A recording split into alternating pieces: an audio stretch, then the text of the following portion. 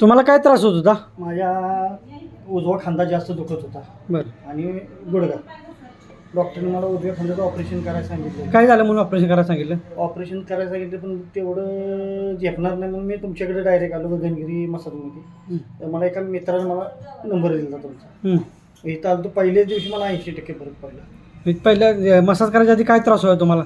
खांदा वर जात नव्हता, हात वर जात नव्हता अजिबात. एकाच दिवसात तुमचा हात वर गेला. ज्या दिवशी तुम्ही आला तेव्हा तुमची परिस्थिती म्हणजे मी रडतच होतो. तुम्हाला तुम्ही तर बघितलं. मी इथनं जाताना हसत गेलो. होय ना, म्हणजे एवढंच त्रास म्हणजे तुमचा जो होत होता ते मला झोपता एका कुशीवर झोपता बी येत नव्हतं. हां असं सरळ झोपायचं पाठीवर. हां.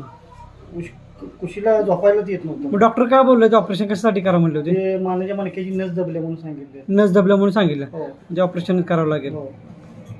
आता हे आपली किती बार आहे? ही तिसरी बार आहे माझी. तिसरी. मग कसं वाटतं तुम्हाला? पूर्णपणे बरंच झालेलं आहे. हां.